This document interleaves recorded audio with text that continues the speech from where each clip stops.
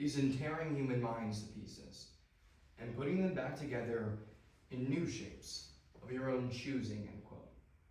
You see, George Orwell writes this in his novel 1984, where he describes the mechanisms of totalitarian control, how a regime can dominate not just actions, but thoughts, effectively controlling truth itself. But this begs the question, whose thoughts are most vulnerable? And that's the children and young adults of America. I got pulled out of public school when I was in 3rd grade. And this has been common amongst many Americans because we've seen a trend in our schools lately, how they've been biased towards certain principles. And we understand the reason behind that when we look at the question that we've drawn today. Are concerns about foreign influence in U.S. universities overblown? I like to understand this through looking at 3 main ideas. First, what prompted the question in the first place? Secondarily, what is the United States doing about this influence? And finally, answering the question, are the concerns just overblown? So first, to start off, what exactly prompted this? Well, it was a study done by Yale University where Politico writes they received over $15 million of funding from Qatar, which is a country in the Middle East who certainly does not share U.S. ideologies. But specifically, as the Jerusalem Post highlights, they were propaganding trans rights, racist things, and pro-Palestine initiatives and DEI influence in our schools, which has ultimately led to discrimination and specifically a bias for these in our own curriculums. So we see even in prestigious universities like Yale that this is happening. And that's because they're receiving funding from these foreign countries. And this is certainly a problem in America, not just in universities, but in our schools. Because as we've seen throughout the years, our schools are slowly going more left and we're ultimately noticing a bias of leftist ideologies and principles in our school system. This isn't just a problem that America has. Other countries have experienced this as well, but because America is such an advanced nation, it's the one most targetable. But this isn't just a concern about education. This is a concern about our nation's future and our national security. As Politico explains, this isn't just a threat to education, it's a threat to our security. Because if you control the minds of the youth, the young Americans in this country, then you control the future of the nation. So what exactly can we do about this? Because we can't just cut off all foreign funding and trade policy. And this leads us to the second idea, what is currently being done both legally and practically. First, the Jerusalem Post explains that this violates Section 117 of the Higher Education Act, which specifically states that universities or schools that receive more than $250,000 of foreign funding must report their curriculums to the United States government.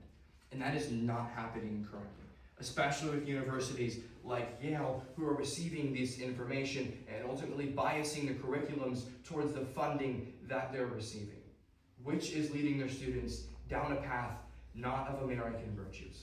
See, in this country, our views are not shared by the rest of the world, which is why they're trying to influence us. And this is why it's a threat to the future of our nation. But exactly how much funding is actually coming in? Because one university receiving a couple $1 million is certainly a threat, but it's not a national security threat. Well, as Politico goes on to explain in their article, it was expected that in total, American universities were receiving $6 billion of foreign pay. Now that's certainly an issue. Billions of dollars coming in from other countries to our universities and biasing our curriculums. But it's worse than that. Because as I explained, those numbers were falsely reported, and it is reportedly over $20 billion going into our universities, and that is what's biasing our curriculums. Other countries are buying the minds of young students. And it isn't just Qatar. The second highest donor are countries in the Middle East and China. Conveniently, the US's greatest adversaries. And Qatar has gone as far to partner with student systems and ultimately companies that help out with universities, such as Microsoft, where they reportedly biased AI prompts, which essentially allows them, when students are doing AI research, as Politico explains, to hide certain ideologies and to promote others. And this has been confirmed by reports of Politico and the Jerusalem Post. So we see that these foreign countries are not only partnering with our schools, but tech companies that are associated with them. So all of this sounds like the concerns aren't overblown. That if we eliminate this foreign influence, well, then the issue will be solved. So we have to ask the question to ourselves, is the concern overblown?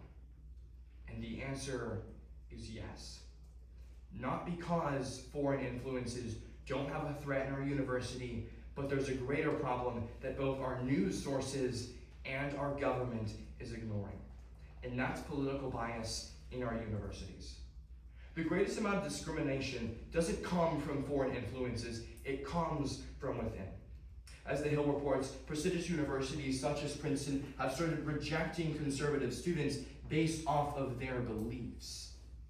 It is ultimately the biggest threat to our nation when we are happening inside of this, when our own nation is promoting these political ideologies in their schools.